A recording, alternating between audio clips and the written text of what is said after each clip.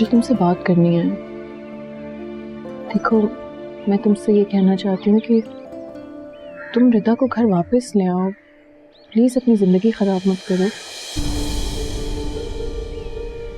इतना सब कुछ हो जाने के बावजूद ये कह रही हो तुम अम्मी? देखो, उसका असल मकसद था मुझे उस घर से निकालना, और वो निकाल चुकी है। अब वो खुश होगी। तुम प्लीज अपना घर तो खराब मत करो। देखो, वो खुश है या नहीं है मेरा प्रॉब्लम नहीं है। वो एक सेल्फिश लड़की है और मुझे उसमें कोई इंटरेस्ट नहीं। उसे इंसानों और चीज़ों के बीच डिफरेंस तक नहीं मालूम। हाँ, लेकिन वो तुमसे बहुत मोहब्बत करती है। वो तुम्हें इस तरह नहीं छोड़ेगी। क्यों नहीं समझ आता है तुम्हें? नहीं चाहिए मोहब्बत उसकी मुझे। इनफैक्ट नफरत करता हूँ मैं उससे, उसकी मोहब्बत से। सैन,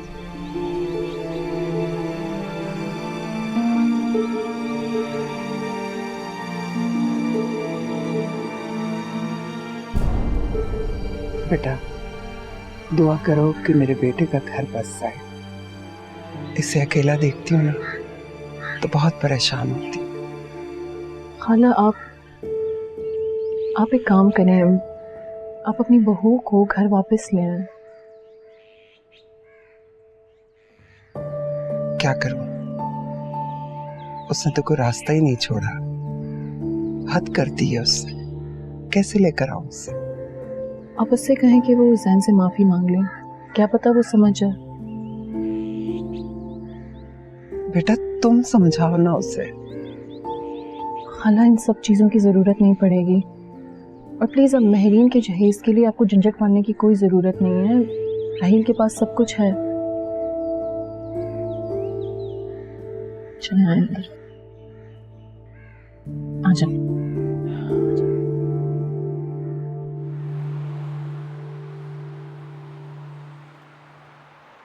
राहील, तुम खुश हो ना अभी तो? हाँ खुश हूँ, पर मुझे वो खुश नहीं लग रही थी। नहीं, ऐसी कोई बात नहीं है।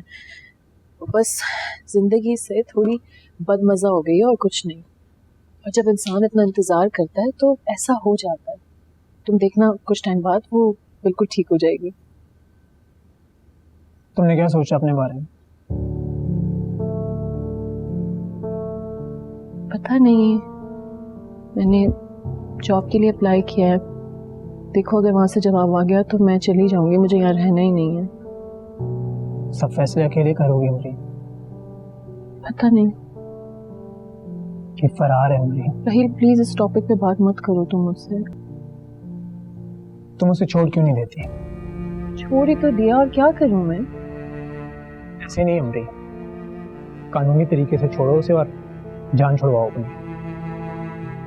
किस किस्म के भाई हो?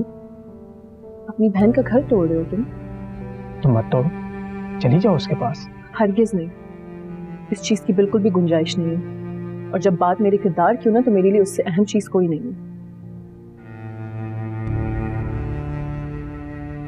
और हाँ, तुम शायद ठीक कह रहे हो। हमें इस रिश्ते को कानूनी तौर पर खत्म करना होगा।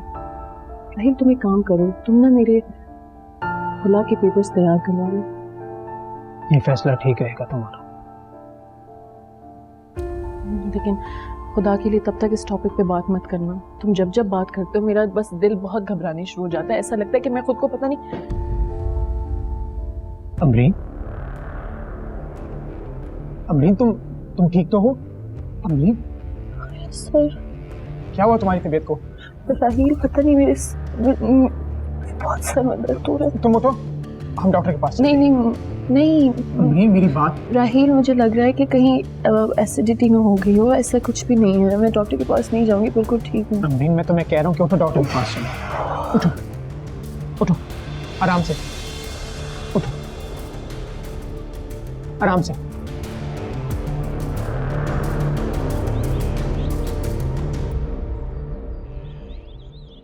डैड, आप यहाँ क्यों बैठे हैं? सब ठीक तो है? तुम्हें नहीं लगता रिदा कि जो कुछ हुआ वो नहीं होना चाहिए था?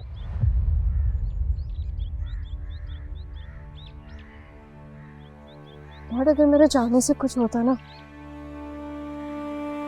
बहुत टाइम पहले सब कुछ ठीक हो चुका होता। मुझे लगता है कि अगर तुम चाहती तो सब कुछ ऐसा ही हो सकता है। लगता है आपको अभी भी मेरे खिलाफ कोई भड़का रहा है। कौन भड़काएगा? वो तो चली गई। अच्छा बता, आप अभी भी उसके साथ राब्ते में हो? रिदा, तुमने मुझे हैरान करना छोड़ा नहीं है।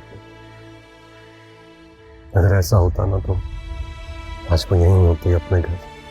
तो ले आए आप उसे। अगर आपका ज़मीर इजाजत देता है तो ले आए। मेरा ज़मीर? मैं कौन होता हूँ ज़मीर की बात करने का?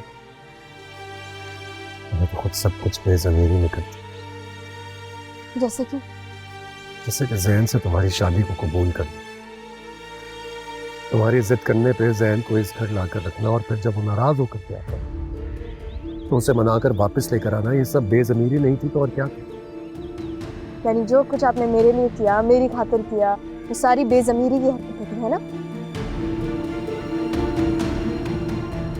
ले आए अपने वापस। जो कुछ होगा ना उसका नुकसान तो मुझे ही पहुंचना है। कोई नुकसान नहीं होगा, क्योंकि अब मैं चाहे कितनी भी कोशिश की कर लूँ वो वापस नहीं है। आप छोड़ दो उन्हें। छोड़ दूंगा। तुम छोड़ दोगी उसे? और आप उन्हें छोड़ देंगे, मैं उसे छोड़ दूंगी। तो उसके बाद क्या होगा? उसके बाद जो होगा उसके बारे में मैं सोचना नहीं चाहती।